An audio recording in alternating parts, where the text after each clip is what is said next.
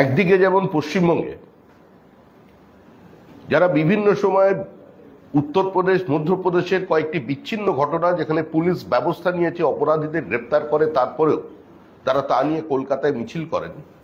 কিন্তু আজ যদি গত 2 বছরের পরিসংখ্যান দেখা যায়, পশ্চিমবঙ্গে যত রাজনৈতিক খুন হয়েছে, যত সন্ত্রাস হয়েছে, তার অধিকাংশের বলি হচ্ছে তফসিলি সম্প্রদায়ের মানুষ, সংখ্যালঘু সম্প্রদায়ের মানুষ এবং উপজাতি আদিবাসী সম্প্রদায়ের মানুষজন। একদিকে যেমন পশ্চিমবঙ্গে যারা বিভিন্ন সময় উত্তরপ্রদেশ মধ্যপ্রদেশের কয়েকটি বিচ্ছিন্ন ঘটনা যেখানে পুলিশ ব্যবস্থা নিয়েছে অপরাধীদের গ্রেপ্তার করে, তারপরেও তারা তা নিয়ে কলকাতায় মিছিল করেন।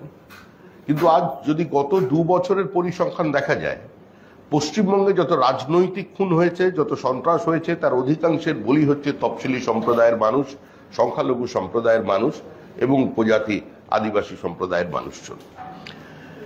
তৃণমূলের ঘৃণার রাজনীতি, প্রতিহিংসা, অসহিষ্ণুতার রাজনীতি এমন পরিস্থিতিতে পৌঁছেছে যে একবার একজন মহিলাকে নাকখত দেওয়ানো উত্তরবঙ্গে, সেটা প্রত্যেকের জানা। আবার দুবরাজপুরের 30টি পরিবার, তৃণমূলের ধারণা তারা এই নির্বাচনে বিজেপিকে ভোট দিয়েছেন এবং বিজেপিকে ভোট দেওয়ার অপরাধে, সংঘবদ্ধভাবে ভোট দিতে যাওয়ার অপরাধে তাদের প্রকাশ্যে বলা হচ্ছে যে পানীয় জল পাওয়া যাবে না, মহিলাদের বলা হচ্ছে যে তারা মোদির প্রস্রাব খাবেন। এইটা হচ্ছে পশ্চিমবঙ্গের এগিয়ে বাংলার বা বাংলার সংস্কৃতির, রাজনৈতিক সংস্কৃতির তৃণমূলের কল্যাণী সবচেয়ে বড় পরিচয়। একদিকে নির্বাচন চলছে, দীর্ঘদিনের নির্বাচন। পশ্চিমবঙ্গে এর আগে ভ্যাকসিন পাওয়া গেল যাতে ছত্রাক ধরা অবস্থায় ফাঙ্গাস আছে। আবার দেখা যাচ্ছে যে এনআরএস হসপিটালে শিশুদের জাল ওষুধ খাওয়ানো হচ্ছে। কার্যত একটা চরম নৈরাজ্য তৈরি হয়েছে এই মুহূর্তে পশ্চিমবঙ্গে, এবং তৃণমূল সরকারকে কার্যত সরিয়ে দেবার জন্য এই লোকসভা নির্বাচনে যেভাবে মুখ্যমন্ত্রী ন্যাশনাল ইস্যুকে দূরে সরিয়ে রেখে আজকে তিনি কার্যত একটা পঞ্চায়েত নির্বাচনের স্তরে বক্তৃতা করে যাচ্ছেন, একইভাবে বিভিন্ন জায়গায় মানুষও ক্ষোভে ফুটছে, মানুষও চাইছে যে কোনো মূল্যে এই সরকারটাকে সরিয়ে দিতে। মানুষের কাছে এখনো একটা বড় প্রশ্ন আছে যে কিভাবে একটা সরকার যে যুক্তরাষ্ট্রীয় ব্যবস্থাকে সম্পূর্ণ অস্বীকার করেছে, যে সরাসরি সাংবিধানিক প্রধান সংবিধানের বিরুদ্ধে যুদ্ধ ঘোষণা করেছে, যারা চূড়ান্ত নৈরাজ্য তৈরি করেছে এই রাজ্যের মধ্যে, সেই সরকার এখনো কি করে পশ্চিমবঙ্গে আছে, এটাই কিন্তু মানুষের কাছে একটা বড় জিজ্ঞাসার বিষয়।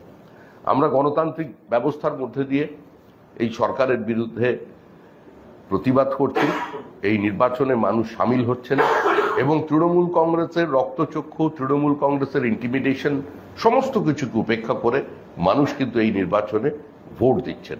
অনেক পরিযায়ী শ্রমিক আসতে পারেননি, মানুষকে গ্রামের মধ্যে বাধা দেওয়ার প্রচেষ্টা হচ্ছে, কিন্তু তারপরেও নির্বাচন চলছে। এখনো পর্যন্ত অন্তত কোনো প্রাণহানির ঘটনা হয়নি। সরাসরি নির্বাচনের বুথের আশেপাশে কেউ মারা যাননি বা সেখানটা অন্তত রক্তাক্ত হয়নি, যদিও আমাদের প্রার্থী দিলীপ ঘোষের কনভয় দুবার আক্রমণ হয়েছে। এটা চলেছে, তৃণমূল কংগ্রেস চেষ্টা করেছে, এর মধ্যে নির্বাচন এগোচ্ছে। আগামীকাল দুপুর 12:30 পুরুলিয়ায় প্রধানমন্ত্রী সভা করবেন। বিষ্ণুপুরে সভা আছে, তার 2:15 শুরু হবে এবং খড়গপুরে বিকাল 4টের সময় 3টে সভা প্রধানমন্ত্রী করবেন। তার প্রস্তুতিতে আমাদের তার দল আছে। মুখ্যমন্ত্রী এর পরেও কলকাতায় আসবেন একদম শেষ নির্বাচনের জন্য, কিন্তু 25 তারিখ উপলক্ষে এই 3টি সভা তিনি কালকে করছেন। পুরুলিয়া 12:30, বিষ্ণুপুর 2:15 এবং খড়গপুরে বিকাল 4টে। এটাই হচ্ছে আগামীকাল প্রধানমন্ত্রীর মিটিং এর শিডিউল। প্রধানমন্ত্রী এই আজকে আসছেন কি আজকে কালকেই আসেন। শ্রমিকদের রাজভবনের 3 কর্মীর বিরুদ্ধে মামলা রুজু পুলিশের, আটকে রাখা নালিশে বাধার অভিযোগ, রাজভবনের ওএসডি সহ 3 কর্মীর বিরুদ্ধে মামলা রুজু। রাজভবন সম্পর্কিত কোনো বিষয়ে আমরা কোনো বিতর্কে অংশগ্রহণ করব না। শ্রমিকদের গোটা রাজ্যের শিক্ষকদের তথ্য জোগাড় করছে শিক্ষা দপ্তর, মানে যারা দীর্ঘ 30 বছর চাকরি করছেন তাদেরও তথ্য জোগাড় করা হচ্ছে, রাজ্যের শিক্ষা দপ্তর করছে।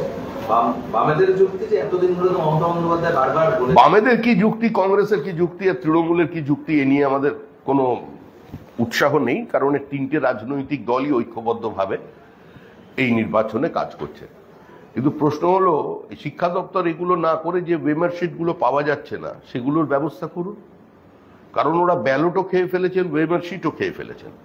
এবং এই মুহূর্তে যেটা, যার জন্য আমরা অপেক্ষা করে আছি যে পৃথকীকরণের কোন পদ্ধতি যোগ্য অযোগ্যদের ক্ষেত্রে তারা নিয়ে আসেন। কারণ কার্যত কোর্টের একটা অবজারভেশন, একটা ইন্টারিম স্টেকে কেন্দ্র করে যেভাবে তৃণমূলের সর্বোচ্চ নেত্রী রাজ্যের মুখ্যমন্ত্রী মমতা বন্দ্যোপাধ্যায় উচ্ছ্বাস প্রকাশ করেছিলেন এবং তিনি বিনিদ্র রজনী যাপন করতেন, স্বস্তিতে ঘুমোতে পারবেন এই কথাটা বলেছিলেন, কার্যত এটাও ছিল যোগ্য প্রার্থীদের ক্ষেত্রে বা যোগ্যভাবে যারা নিয়োগ হয়েছিলেন তাদের আবেগের সঙ্গে একটা প্রতারণা। তার জন্য আমরা পোর্টাল খুলেছি, আমরা হেল্পলাইন নাম্বার দিয়েছি, আমরা তাদের পাশে থাকব। কিন্তু আমরা অপেক্ষা করে আছি বিশেষ করে ওই 16ই জুলাই আদালতের পরবর্তী শুনানি এবং এসএসসি কি হলফনামা দিয়ে তাদের অবস্থান নিয়ে আসে সেটা দেখার জন্য। শ্রমিকদের গতকাল সিবিআই পর আজ এনআইএ, ফের শুভেন্দু জেলায় এজেন্সির তৎপরতা, ময়নার বিজেপি নেতা বিজয় কৃষ্ণ ভূঁইয়ার খুনে এনআইএ তদন্ত বহালের পরই তদন্তে এনআইএ। এবং এই কেসে সৌমেন মহাপাত্রেরও নাম আছে, যে কেসে এনআইএ গেল সৌমেন মহাপাত্র। তো যদি কারোর নাম থেকে তদন্ত হবে, তদন্তটা আদালতের নির্দেশে হচ্ছে, নজরদারিতে হচ্ছে।